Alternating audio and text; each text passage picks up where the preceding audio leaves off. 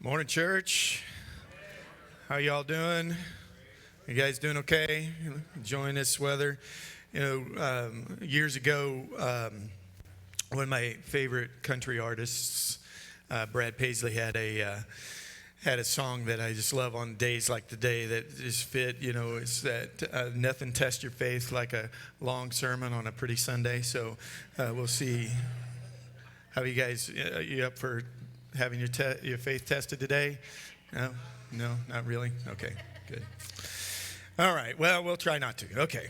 So, hey, yesterday some of us got to go up to inner city Christian church and help out with their garden project and do some of those. We got some of those photos up there, Josh, and helping out. They have a garden there for the neighborhood that they're helping out, and we were kind of preparing the beds, and next month we're actually going to plant some seeds and the stuff and everything. And then afterwards we also got to go through the neighborhood and do a prayer walk in the neighborhood. And I found out last night at Bishop Phil's wedding. Bishop Phil got married, just to let you guys know. Another trip, another experience for me, and a multicultural, experience and stuff. So, but anyway, I found out from Bishop Holly, you guys who saw him last week, that has been designated. The area that we were in has been designated as the worst area in St. Louis, and so we were really by the police head police guy, whatever his name is. Anyway, but. Yeah, what do I know? I mean, they just let me up here every now and then. So, but anyway, so we're walking around this neighborhood, and I have the distinct honor of being blessed. You have a blessed day, literally. This is what this person said to me, from a drug dealer. So it was a great thing. I walked up to him and said, "Hey, we're praying for the neighborhood. You guys want anything prayer?" No. Okay, well, you guys have a great day. Bless you guys. And he said, "You have a blessed day too." It's like awesome. I'm like anything to get them into the kingdom in whatever way that can happen and stuff. So it was a lot of fun. We had a blast, and I asked everybody that we met, and in our church there was two prayer walks that we took. I took a team, and Steve Jackson took a team. Asked everybody that we met if they wanted prayer. Nobody wanted prayer, but Steve prayed for everybody. I don't know what the deal is. He prayed for a ton of people. Was Steve in the room? It's always bad. I never can. Like when I'm making fun of somebody, it just doesn't work when they're not in the room. Anyway, I don't know, but. So it was a great time, and guys, we're going to be doing these types of things, prayer walks and that stuff in the city and in our neighborhoods here and stuff. If you're interested, just let us know. We want to just grab you and get you involved in doing that and everything. So cool stuff. So I got a couple videos I want to show in just a minute here. But how many of you guys remember Brian Blount? About 4 years ago, we had a conference called From the Church to the City or something. I don't forget, some creative title that we had that I don't remember. But and some of you guys were there, and you saw this video. So the video, the first one, Diane video, okay? Let's hopefully it works. Nope, not that one. That one, there we go. Got some volume on this, I think. Maybe not. Okay. Well, you can't hear it, but what's happening is Diane had her legs were different sizes, different lengths or whatever, and they grew out. It was just a wonderful thing, and I was talking to Diane actually today, so she's here, but she didn't really want to be identified and stuff, which is like how many Dianes are in the room, right? So, but anyway. But she said when it was happening, if she felt like, because she had her eyes closed, she felt like her leg was going to be like a foot longer than the other one, because she felt God, healing her leg and moving it. So Brian was doing this, and it was great. And what was fantastic about that is that was such a inspiration, such a faith thing. that happened at that conference, that there was three other people their legs grew out. And one of them, the best one that I loved was these four or five, I forget, 4 or 5 young ladies got it over in the corner. Really, I mean, they were like, nobody look at us. They got over in the corner. One of them had a shortened leg, and they're like, we're just going to test this out, see if it really will work, right? And so they were praying for the one, and 3 of them praying for one of them, and it worked. It happened.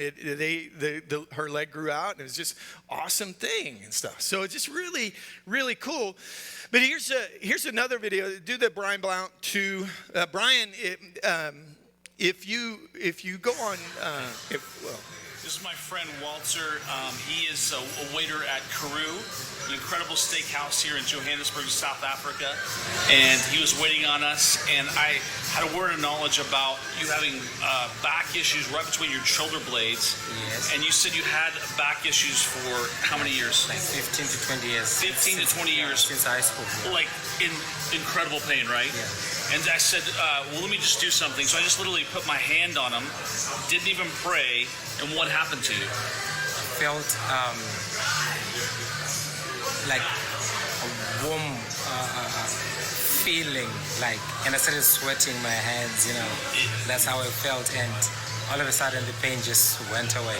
And you couldn't even believe it, right? I couldn't believe it. Yeah, I mean, it was unbelievable. Yeah. And I just literally put my hand on him and it didn't do anything. And I said, I asked you, what do you think that was? And he was still a little shocked, and I said, that was Jesus. And then Walter ended up opening his heart to Jesus. And I did, yeah. And gave his heart to Jesus. So this is amazing. I just want to let you know that God is at work anywhere, everywhere we're at. And it's as simple as just not even praying, but literally just putting our hand on and let the Christ in us flow through us. So people like Walter and many other people can experience the living Christ. And then Walter, can you just stretch your hand out to others? I just want you to say, Jesus, would you heal those that have been in pain, chronic pain, in Jesus' name, deliver him now. Amen. Come on, man. Amen. Awesome, bro. Awesome. That's our buddy Brian. So Brian's a vineyard pastor in Oklahoma City, and if you go on Facebook and just look up Brian Blount, Blount, and he has tons of these that it's just him interacting. It's like some lady in the drive-through, and there's one about his Uber driver where he's just praying for her and she gets healed and stuff. It's just really cool. But here's the thing, that when healing happens in someone's life, there's a change that happens. There's something significant that actually happens in their life. That guy there in South Africa, and Brian, he just was in South Africa, but most of his stuff is here in the United States.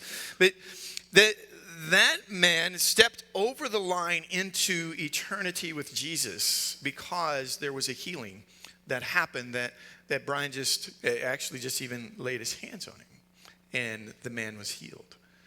And we've been doing a series, 40 days of engaging with Jesus, and the whole premise of the series is that there is nothing more important to your life or my life, nothing more impacting, nothing more significant than us to have an engagement with Jesus, for us to have like a connection, an encounter, a meeting with Jesus, that actually changes our life. That it causes something to happen.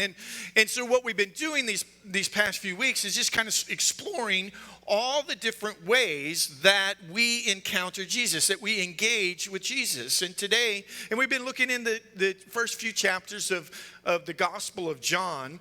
And so, today we're going to talk about what does it look like engaging with Jesus, engaging through a healing.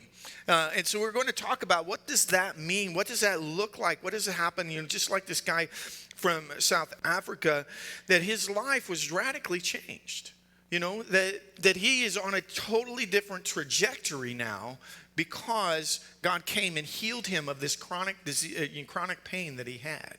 And so we would just want to take a look at that. And so if you want to turn John chapter 5, that's what we're going to be looking at, and it's going to be this story of Jesus coming to a man and healing him. Again, this encounter. Let me just pray and ask him to come and be on this message now. Lord, we just give you this time, and Lord, my hope and prayer is that at the end of this time, just kind of looking in your word and talking a little bit, that Lord, you would stir a faith inside of us. Lord, that there would be a faith for ourselves, that the stuff that's going on with us, that we would have a faith to see those things healed or those things set free from, or whatever it may be. Lord, would you increase the faith there? And Lord, I pray that you'd also just increase the faith that we could pray for others. And so, Lord, we just give you this time and say, come. Come, have your way. Lord, you know where each one of us are at in our walk with you. You know where we're at in our life and the things that we're struggling with, the things that we're rejoicing about. You know everything about us, and you know the exact thing that we need to hear this morning. And I pray that you would do that, whether that's through some words that I say or whether it's you just kind of depositing some word inside of them. Lord, would you come and do that and meet with us? God, I pray for each one of us to have an engagement with you this morning. In Jesus' name, amen. All right, John chapter 5, sorry. We're on this page, not that page. Okay, this side. John chapter 5, starting verse 1. Sometime later, Jesus went up to Jerusalem for one of the Jewish festivals. Now, there is in Jerusalem, near the sheep gate, a pool, which in Aramaic is called Bethesda, and which is surrounded by 5 covered colonnades. Here, a great number of disabled people used to lie, the blind, the lame, the paralyzed. One who was there had been an invalid for 38 years. When Jesus saw him lying there and learned that he had been in this condition for a long time, he asked him, "Do you want to get well?" "Sir," the invalid replied, "I have no one to help me into the pool when the water is stirred. While I am trying to get in, someone else goes down ahead of me." Then Jesus said to him, "Get up, pick up your mat and walk." At once the man was cured. He picked up his mat and walked. Amen, right? Just an amazing story of what Jesus did for this man. And for those of you who were astute, who were reading along with me, and you were looking, you notice it went from verse 3 to verse 5, right? Verse 3, 5. I don't know if you realize this or not, but that is not normally the way the numbers go, right? Not normally. It usually goes 3, 4, 5, right? But there's a verse in there that was in the King James earlier versions, if you will, of translations of the Bible, because they were looking at earlier versions and manuscripts, or later manuscripts, and then we've discovered more manuscripts of the Bible, and that verse 4 is not in them. And so it's not in there. It becomes a footnote in the more modern translations and stuff. But in that verse, it actually describes kind of what is happening here, and that's part of the reason why it's not like, the anointed word or whatever. It's a description of what was happening around this kind of this pool of Bethesda. That there was this belief that at some point in time an angel would come down and stir the waters, and then in that, the first person to jump in the water, they were healed of whatever disease that they had and things. And that's the reason why this man was there. And you think about it, I mean, you think about it, to some degree, it has a little bit of the same mindset that at times we have, right? Is that God's healing is only, there's a limit to the amount of what God can actually heal. And so there's only a few people, it's only, if you get first or whatever may be the case, or if you hold your mouth right, or if you say the word right, or whatever may be the case. And this is what Jesus is coming, and he's like, hey, it's not any of that. And so as we're looking at this passage, I just want to kind of highlight a few things as we're looking at this man and as we're looking at Jesus, and then kind of just do a couple things of encouragement, if that's okay with you. So this man, think about the state of this man that he was at. 38 years he was paralyzed. Now, since he says that there 38 years he'd been paralyzed, he was probably not born paralyzed. So he's probably an older man, but for 38 of his years, he's been paralyzed. Now, for some of you guys, you haven't been alive that long, right? Some of you guys, you have things in your life, and you have things that you've been wrestling with, but I could venture to guess the majority of us have not been wrestling with this thing, whatever it is that we have, for 38 years. I mean, can you imagine where this guy was at? Can you imagine the discouragement in his life of being paralyzed for 38 years, of having to have someone carry him to this place, this colonnade? Can you imagine the sense of helplessness? Can you imagine the sense of, and maybe even, think about like what it began to do with his spirituality, of what he thought that God thought about him. You ever had those thoughts? You having some kind of chronic thing going on. Maybe it's an addiction. Maybe it is an illness. Maybe it's a bad marriage. Maybe, some type of relational difficulty or whatever. And it's been going on for, at least 2 hours. And I'm just wondering, God, are you really here? You ever been in that place where, maybe 2 years, maybe 10 years, and it's just struggling? And it begins to weigh on you, right? It begins to just kind of wrestle with your own spirit. Who is God? What's God doing in my life? What's happening? You might be in the same place that this guy is, right? That he's just kind of depressed. It's like, I don't know. I mean, it's like, ugh. And then it gets into this place, and this is some of the things that happens to us, right? I mean, this guy is like just really, he's real. He's just who we are. We get into this place where things become chronic in our life. Things go on for a while, and we begin to do, weird things, like showing up at a pool that possibly an angel might kind of, do some water. We begin to do things to try and change whatever this thing is going on in my life. And I'll do some weird things that really, aren't necessarily God.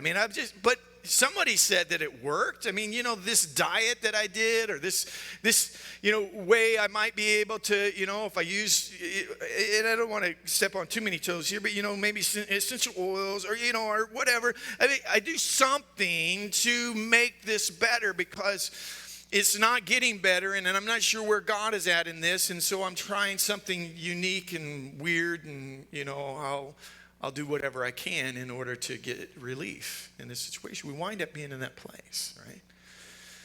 And very much like diets, okay, very much like diets, this guy is like, when Jesus asked him about wanting to be healed, this guy's like, well, even the thing I'm trying to do, even the thing that I'm trying to do to get relief, I can't do, because I can't get into the water fast enough. Because it's only the first person who gets into the water that actually gets. Can you imagine? Again, it's like, have you ever been on no hands here, okay? But you ever been on a diet and you're like, I cannot do this diet.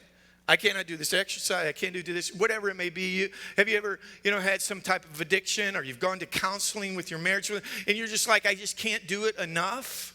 I can't do it enough. And just that you think about where this guy's at, the state that this guy is in.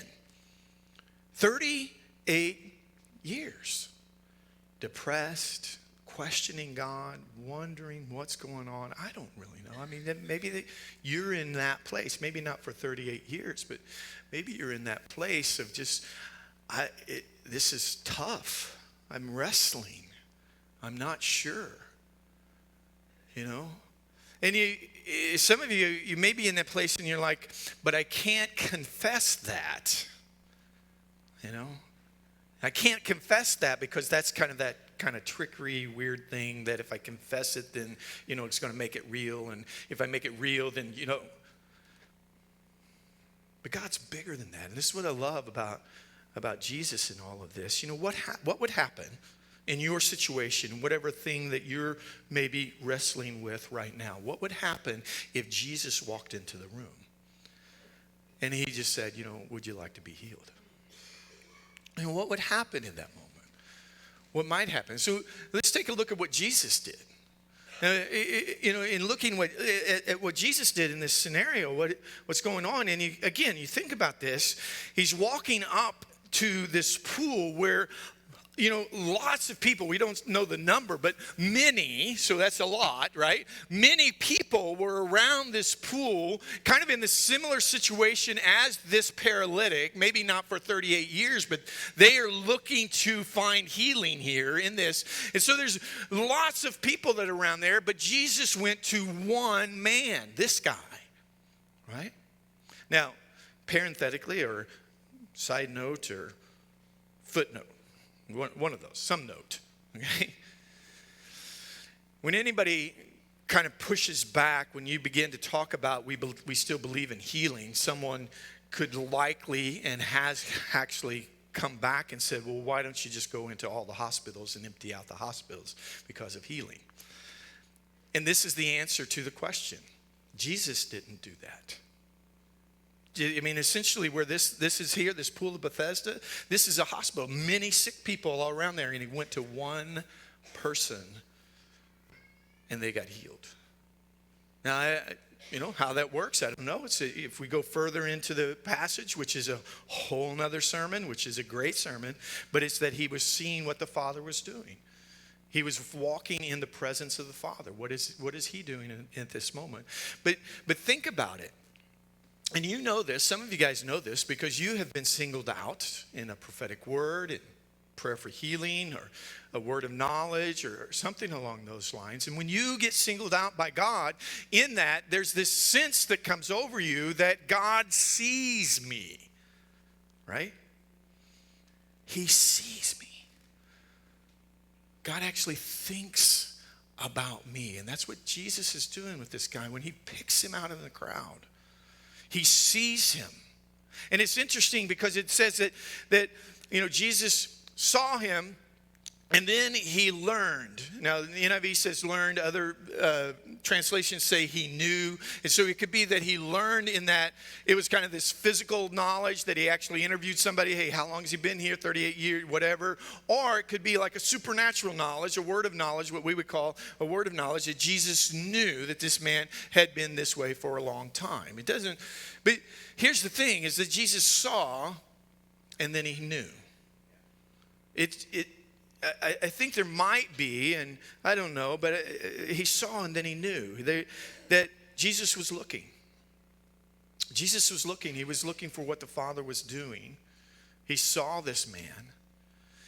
And then in that, he knew that this man had been this way for a long time.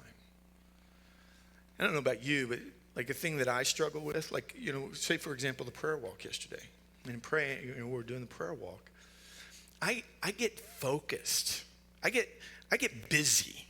Anybody get busy? I get focused. And so even though I'm walking up to there was actually like 3 guys and a girl, drug dealers, that was happening. And I'm walking up to them and I'm saying, hey, we're out prayer walk in the neighborhood, just blessing the neighborhood. You guys want anything you want prayer for? And that type of thing. It was great. I mean, that was, right? This white boy from Arnold, I mean, it's a great thing, That was a risk in and of itself, right? Very much so. So, but I was focused on asking, do you want prayer? But I didn't know, right? I was thinking as I was walking away, actually, as I was driving away after the whole event, I was thinking, I would have loved to have been able to just kind of pause and ask God, what is it about this person? What is it about this person? And maybe actually speak into their life. Because this one, I guarantee you, the one guy who said, you have a blessed day, there was something God was doing in his life, right? And so, but Jesus takes time and he sees this man. And he takes time and he knows something that is going on in this man. And it's something that is just amazing. And what winds up happening is it winds up just completely changing this guy's life. Now, the other thing, as you're seeing that Jesus asks, so he actually takes the initiative. Now, I don't know if you guys realize this or not, but most of the interactions that Jesus had, most of the people who were healed, that received healing from Jesus, were people who came to Jesus and asked him. This is a unique situation that Jesus was actually going to this man. He saw him, he knew what was going on, and he asked. He took the initiative. Again, here's this guy who's depressed, who's discouraged, who's trying crazy things in order to get relief. And Jesus is taking initiative. How much do you think this man thought he was loved by God because of what Jesus was doing? This is what was happening. He took the initiative with this man to share the power of God of what was happening, because he saw what the Father was doing in this man's life. And then as he answered, he asked the question, he answered it. Now, the guy's answer, his whole answer is that basically, I can't do it because I can't get in the water. He's like, I can't get healed because I'm getting in the water. I want to get healed, but I can't get healed. He doesn't even say, I want to get healed. He just explains why it won't work. You ever been there? This won't work. This won't work. Robert, that doesn't work today. I've said it myself. No, David, that doesn't work in my life. That doesn't work in our day. It doesn't work in the United States. It doesn't work in the, wherever. We can just say it doesn't work. It doesn't work. It doesn't work. It doesn't work. And what's great is Jesus kind of ignores this guy's lack of faith. I mean, he has no faith that he's actually going to be healed. And he ignores his lack of faith, and he says, hey, get up, take your mat, and walk home. Get up, take your mat, and walk. And he ignores his life. I mean, this is the great thing. This is a thing for you and I to understand, is that Jesus does not need your faith in order to bring healing, deliverance, breaking of bondages in your life. That he could come in your life and do those things without you having any faith at all. I know that's a weird thing. This is, hey, aren't you a pastor? Aren't you supposed to be saying these? I'm supposed to have faith. Faith always is required. And here's the thing. This is what I love about John Wimber, who founded the Vineyard Movement, and what he used to say. There's always, when it comes to prayer for healing, faith is always required. But who has the faith is a question. It's like there's times that the person who's praying is the one who has the faith, and the other person doesn't have any faith, but that person who's praying does have the faith. But there's times that the person who's praying, and I can guarantee you this is a number of times in my life, has no faith, but is simply praying out of obedience. But that person who's receiving has faith, and they get healed. And there's one other place that sometimes the person who's praying doesn't have faith, the person who's receiving doesn't have faith, but the crowd has faith. That God is doing something in their midst, and that person gets healed. There's a choir of faith. But in your life, let me just say that very clearly, in your life, God wants to remove the distraction and the excuse that the enemy wants to put in your life that you do not have enough faith. You do not have enough faith. You do not have enough faith. He wants to say, I don't need your faith. I don't really need your faith. I could come into your life and simply out of, to some degree just doing obedience is a little bit of faith. I understand that. But simply you obeying. You may not have any faith at all, but you just simply obey. I'm going to pray, or I'm going to ask for prayer, whatever may be the case, and I'm going to do that. And God can come and bring freedom in your life. God can come and bring healing in your life even without that faith. This is an amazing thing that Jesus does. And he speaks to this man, and it's like he doesn't even have to have faith, and he brings healing into his life. And you see this in a number of places. And this is the power of being engaged with Jesus, having an encounter with Jesus. And the last thing that Jesus does, and it's interesting because there's really no reason why the word mat, Okay? Take up your mat and walk. There's really no reason to say the mat in this passage. But some of the commentators, as I was reading through it and looking at it, some of the commentators said the reason why he says take your mat is because it is finished. You don't have to be in this colonnades anymore. You don't have to be seeking these weird things because you are completely healed and you can go home. And your life is tremendously changed because of it. This is what God does. And so, as we walk through that, just kind of the different things are going on. Maybe you're at that place where you're the guy who's been struggling with this paralysis for 38 years. You have something in your life you've been struggling with for months or years, and it's just a difficult thing, and you're in that place of desperation. Or you may be seeing Jesus, and you're like, I want to be like him. I want to be able to walk up to people and say, hey, take up your mat and walk. Wherever it is, there's just a couple things, a couple encouragements, okay? Steps, if you will, for you or I to do. The first one is to ask for prayer. I know that's a very difficult statement. It's very complicated. I had to use several words to describe it. Ask for prayer. But one of the things I've discovered in doing this for a number of years, we won't talk how many, but a number of years, is that the number of healings increases with the number of prayers.